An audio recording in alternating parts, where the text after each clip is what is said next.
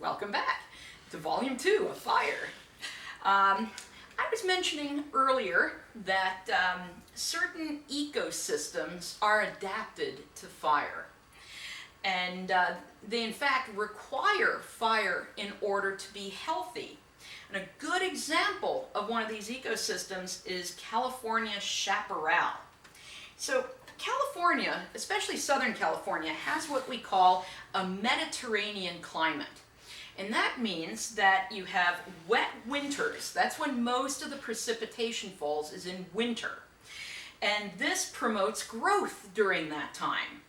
Then in summer, it gets really hot and dry. And hot and dry weather limits decomposition. See, in a climate like what we have here, it's summertime and that's when all our plants grow, and then during the winter season, bacteria and fungi and things decompose the leaves that are on the forest floor and stuff like that. That doesn't happen in California because of those hot, dry summers that limit the decomposition.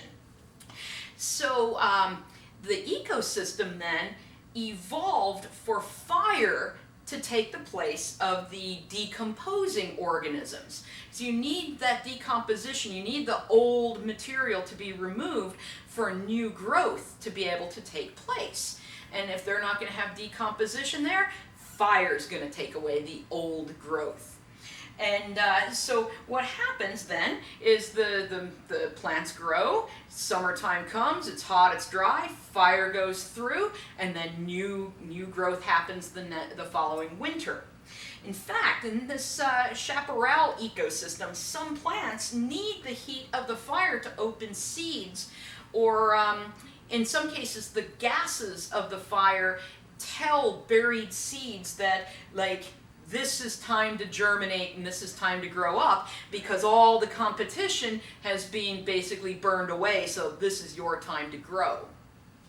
So this chaparral ecosystem is developed in that way, and also ponderosa pine forests and to an extent lodgepole pine forests. And these are some of the forests that cover much of the western United States. These need fire to open the pine cones. And if those pine cones don't open, it's inside the pine cone that the seed for the next generation of pine trees is. So if we don't get fire in those areas, we're not going to get newer, younger pine trees growing. And in the ponderosa pine forest, what happens is, as the fires burn through, they will burn away diseased trees and kind of keep a mosaic ecosystem of some older trees, some younger trees, some meadows, which is a very healthy sort of ecosystem to have.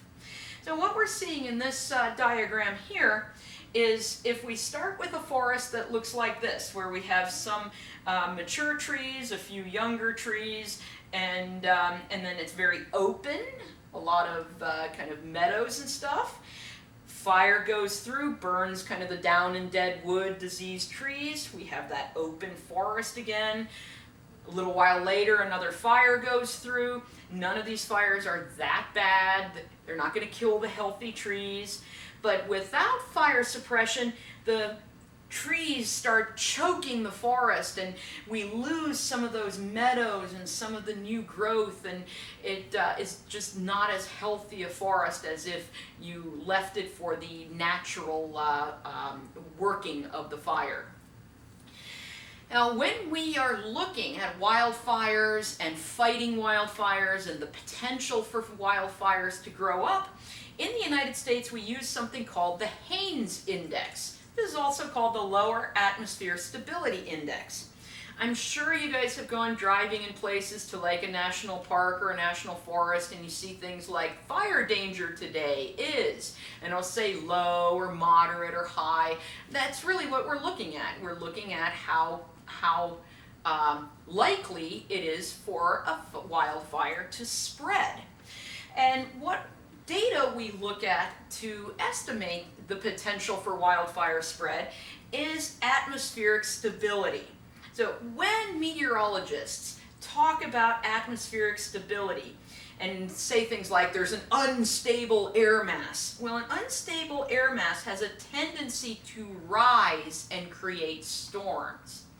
And so we want to take a look at how likely are we to have storms developing. We also want to look at the dryness of the atmosphere. Like, is it really wet? Is it very humid? Is it very dry? Because the drier things are, the bigger potential for wildfire growth. Then we also have to look at the dryness of the fuels. Are we at the end of a long dry summer where everything is just really, really dry and easy to burn? Or has it been raining for the past few weeks and it's going to be harder for a fire to spread through the area?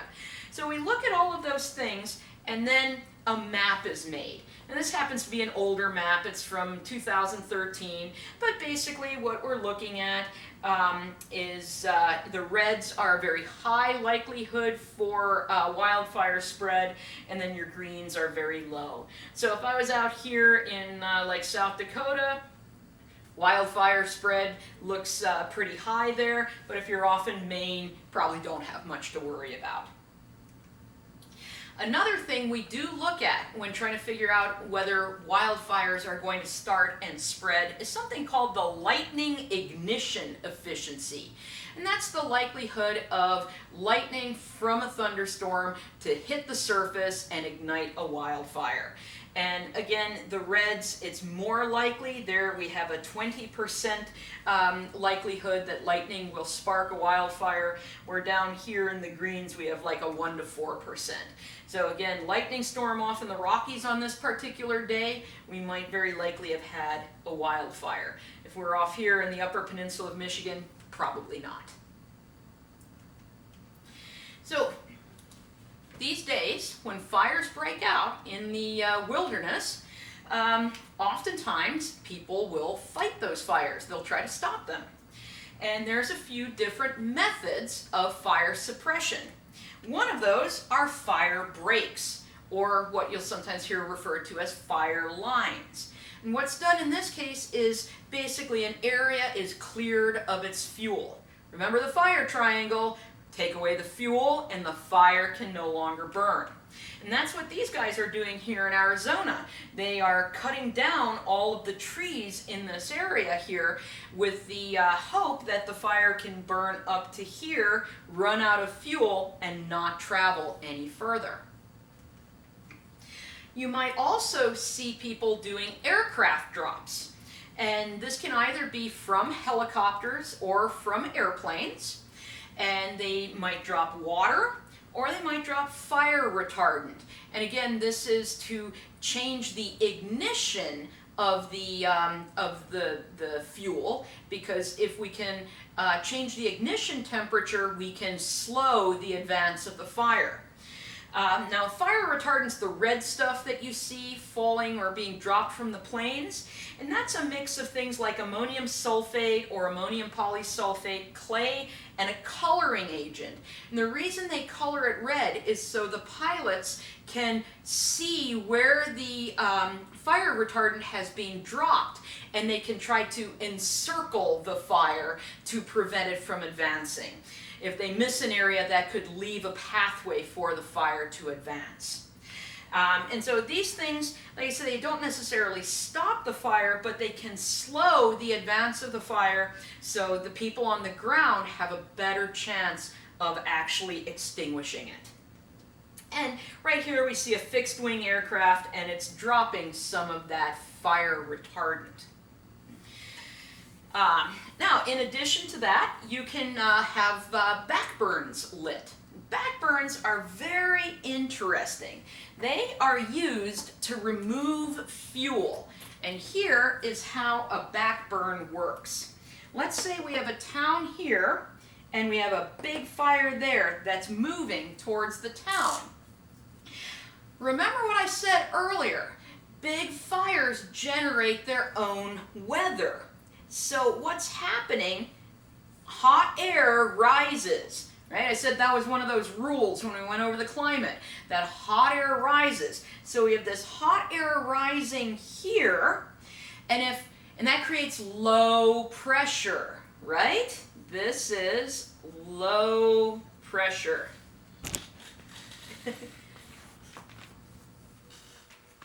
My arms aren't quite long enough. So low pressure, so we have this hot air rising. And the thing about low pressure, remember, air always travels from higher pressure to lower pressure. So if that's what's going on, air is going to be traveling this way to the big fire. So what people will do, they'll light their backburn right here. Let's do BB for backburn. And because the big fire is pulling air towards it, it is going to pull that fire towards it. And as it pulls that fire towards it, whatever fuel is here is going to be eliminated. And thus, when the fire, the big one, and the backburn meet, they run out of fuel and thus are extinguished. Now, of course, you have to be really careful lighting backburns because you need to make sure that there's enough of the wind to pull that backburn to the big fire. And that's what these guys here are doing. They have these tools where they are actually lighting this backburn, and it's going to burn towards the big fire that's all the way over here and consume all the fuel and hopefully extinguish it. So there is a question in ecology today, which is fire suppression good? Well, fire suppression in the United States, let's look a little bit at the history of it. It goes back to the Great Fire of 1910, which is also called the Big Blow Up or the Big Burn. And there were numerous severe wildfires in the western United States because this is, again, a dry year, lots of fire. And in August, strong winds made several of these already large fires combine into a single giant firestorm. And as this firestorm moved through the northern Rocky Mountains, it killed 87 people, entirely destroyed several towns, and burned over 3 million acres of forest. And as a response to this event, the U.S. Forest Service policy became to extinguish every single wildfire that began. In fact, they had something that was called like the 10 a.m. policy. If they knew a fire existed at 10 a.m., they were fighting it the next day. It was everything had to be extinguished. That's where this policy came from.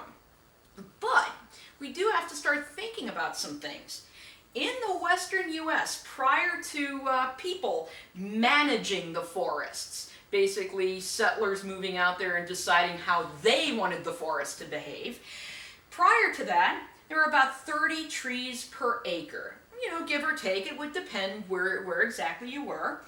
The understory, so where we would be walking, would be kind of thin. You might have a few shrubs here and there, but it wasn't going to be choked with fuel. And there were frequent small fires. In fact, 2 to 15 fires for every 100 years was typical for western forests. And what happened when these smaller fires went through, they'd burn all of the down and dead wood, they'd burn the diseased trees, and kind of leave the healthy trees unharmed. And so this creates this mosaic of different ecosystems. You have the place that just burned, you have a meadow, you have older trees, you have younger trees, a very nice, healthy, varied ecosystem. Today, western forests are nothing like what, say, Lewis and Clark would have encountered when they went on their great exploration. Today, instead of 30 trees per acre, there's 300 to 3,000 trees per acre. That means we're packing a whole lot of fuel into those areas. There's lots of underbrush, lots of shrubs growing, and lots of down